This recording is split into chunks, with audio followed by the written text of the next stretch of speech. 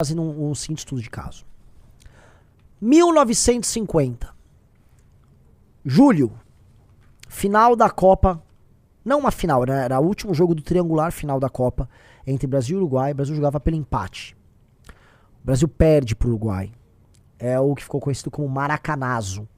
Foi uma humilhação. O Brasil perdeu em casa de virada, com o Obdúlio Varela, os jogadores uruguaios dando porrada e humilhando os jogadores brasileiros, e eles com sangue de barata, sem saber reagir, tomando porrada e vendo o Uruguai virar o jogo. O Uruguai virou o jogo, cara, na força. Eles botaram, né, vamos dizer, mais do que uma bola de capotão em campo, né? Eles botaram muitas... E eles venceram o Brasil. Foi um trauma. A ideia do Brasil como o síndrome de vira-lata, o Brasil um país fraco, fica ali, até que vem a Copa de 58, o Pelé vence, e naquele período o Brasil já estava sendo o Brasil Bossa Nova, o Brasil do presidente Bossa Nova, um Brasil que estava começando a ganhar. Então o Brasil, ele entra num surto positivo ali. Então a Copa de 58 acompanha isso, que é quando o Brasil vira o país da Bossa Nova, por mais que tenha tido, teve o golpe de 64, teve uma crise que rolou ali no período do Kubitschek, foi um período de crescimento, de reconhecimento internacional do Brasil como um país interessante. Fato. Música, crescimento econômico, industrialização, o Brasil vai crescendo 10% ao ano a ponto de se tornar, à época, chega a ser a 7ª economia do mundo, tá? Então, foi um período muito importante ali, tá? Corta. O ano é 1982, 5 de julho de 1982. Uma seleção que jogava lindo, que jogava tão bem em termos de plasticidade com o time de 70. Ele perde para a Itália, naquilo que foi conhecido como o desastre do Sarriá. Foi um desastre. O Brasil inteiro chorou. A seleção do Zico, do Cerezo, do Falcão, do Sócrates, do Éder, do Leandro, do Júnior, perdeu. Foi um desastre. As pessoas choravam. Em 86, eu já tinha 2 anos de idade, o Brasil perde o pênalti, o Zico perde o pênalti e o Brasil perde para a França. E é eliminado nas quartas de final. Uma tristeza muito grande. Não igual a 82, mas uma tristeza muito grande. O Brasil perde a final em 98.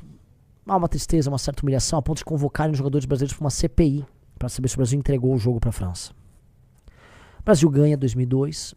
E dali em diante o Brasil vai se tornando um time menor no futebol. O Brasil perde ontem para a Noruega. Não foi mais uma final de Copa. Não foi um desastre contra uma Itália que foi campeão do mundo. Estamos falando de um país de 4 milhões e meio, 5 milhões de habitantes.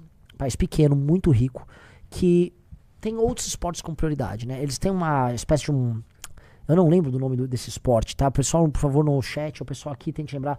É um campeonato, assim, é tipo aqueles triatlon, só que você tem tiro, você tem andar de esqui, você tem um monte de coisa, é um pentatlo, eu nem sei o nome disso. É uma série de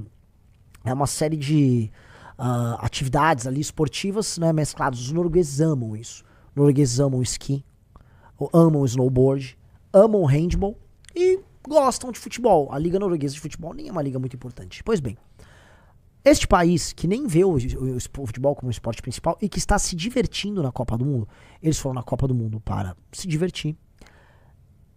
Esse time eliminou o Brasil. Eliminou e tirou onda, tá? Eliminou e tirou onda, botaram os brasileiros na roda. E eu queria muito saber, né? Como é que deu a enquete, Riso? Deixa eu ver. 56% indiferente pro nosso público. 56% indiferente, vou botar 10% feliz. Ou seja, 66% das pessoas não estão nem um pouco chateadas com a derrota dos brasileiros. Aí vem 27% triste e 7% muito triste. Eu acho que, dado que o público nosso, o público que tá live é um público muito especial, isso claramente não recorda a população brasileira, mas dá o tom um pouco de um clima novo no ar. Que é o clima que eu acho que vocês já deveriam ter há muito tempo sobre a seleção brasileira e sobre os elementos culturais mainstreams do Brasil. A de que essa seleção ela representa uma arte decadente no Brasil. De que o Brasil no futebol só vive de história. E há muito tempo só vive de história. O Brasil que não é capaz, né? Que tem uma das torcidas que eu vi um inglês falando sobre isso, mais arrogantes que tem. Ela vai pra Copa, aqui é penta, cala a boca, aqui é penta. Beleza, legal. Uma parte disso, se você for fazer como pra sacanear e brincar, se torna um elemento lúdico. Mas não é um elemento lúdico. Virou um triunfalismo de um passado que ninguém mais tem nada a ver. A última vez que o Brasil foi campeão foi em 2002. Foi 24 anos atrás. Ela ganhou 2002 e ganhou 94. Já tinha passado um outro período sem ganhar título de 24 anos. E o período em que o Brasil realmente foi o melhor país do mundo no futebol foi um período que vai de 58 até 70. 74 já não era mais. A Europa já tinha dado um pau. Joga lá, chega a ter um respiro com a geração Zico, mas não ganha título. E volta a ganhar título com uma geração muito especial, que foi a geração Bebeto, Romário, Ronaldo. Duas gerações ali que foram muito geração Dunga, vamos colocar aí. E dali em diante não ganhou mais nada. E a real é que tende a não ganhar mais nada.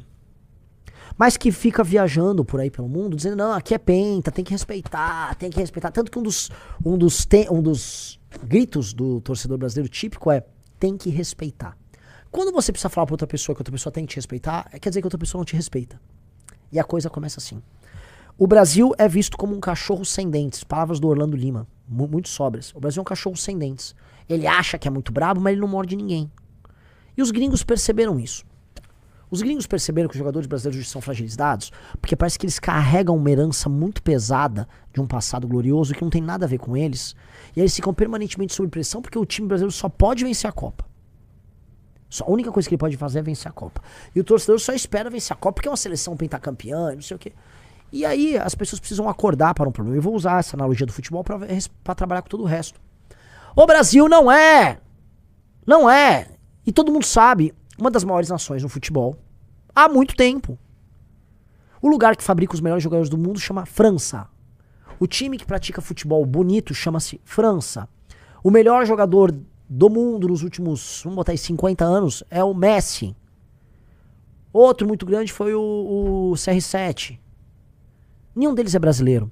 O Brasil não é o maior formador de jogadores. O Brasil não joga um futebol encantador para os olhos. Não é. Só que chega a Copa do Mundo, a gente tem que entrar naquele surto de ficar se auto-enganando, ficar mentindo pra esse papo. Não, aqui é Brasil, tem que respeitar, é penta. Quem foi penta? O Pelé ganhou 3 títulos, a geração do Ronaldo, do Romário, né, venceu ali 2 e foi pra uma final. Temos que respeitar eles, mas eles estão velhos, eles não jogam bola mais. Romário é senador, Pelé morreu. Os jogadores atuais sequer mantêm uma certa tradição. Eu vou dar um exemplo. Quem dos jogadores dessa seleção que gosta de falar, aqui é penta, tem que respeitar. Qual dos jogadores dessa seleção, meus amigos, foi no enterro do Pelé? O Pelé morreu. Foi 2022 ou 23? 23? Pelé morreu em 23, o maior jogador da história, brasileiro. Morreu em 23. Deixa eu fazer uma pergunta pra todos vocês. Alguém foi no enterro do Pelé? Eles querem as 5 estrelas, que pelo menos 3 se devem ao Pelé. Alguém foi no enterro dele? Alguém se digna a falar com o Zagallo?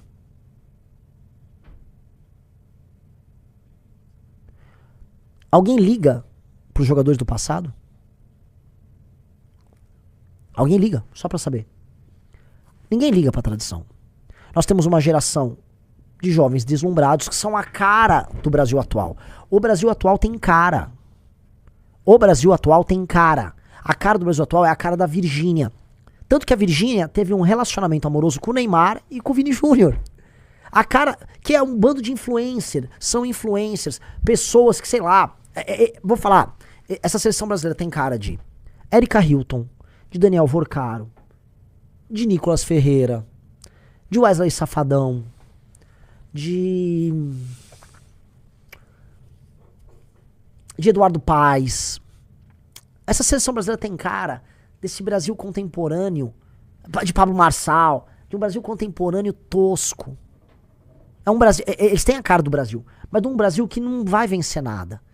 Esse Brasil nos moldes, nós sabemos, é um Brasil de malandro, o Brasil vendedor de bet, o Brasil do influencer vendedor de bet, não ganha e não merece ganhar. E tá aqui a provocação, porque eu gravei vídeo sobre isso, tem gente batendo, você não entende futebol, isso aqui não é um papo sobre futebol.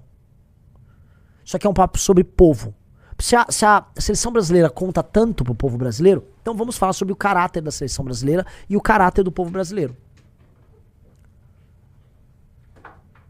Tá? Vamos lá. Vamos lá, meus queridos amigos. A seleção brasileira, já que ela conta muito, ela é uma organização tocada pela CBF, que é tocada por membros do judiciário com uma grande influência do Gilmar Mendes, do IDP, a faculdade dele, que hoje é comandada por um presidente que vem da Federação de Roraima. Eu nem sei se existe futebol em Roraima. E se existe é irrelevante. O presidente da CBF é presidente da Federação de Roraima. Que nem torce para um time de Roraima, ele torce para São Paulo.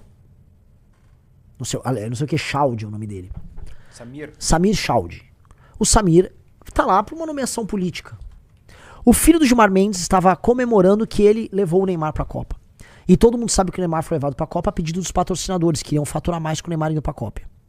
Ora, a seleção brasileira é uma instituição mafiosa, tal qual outras instituições brasileiras. A CBF é uma instituição peremptoriamente mafiosa.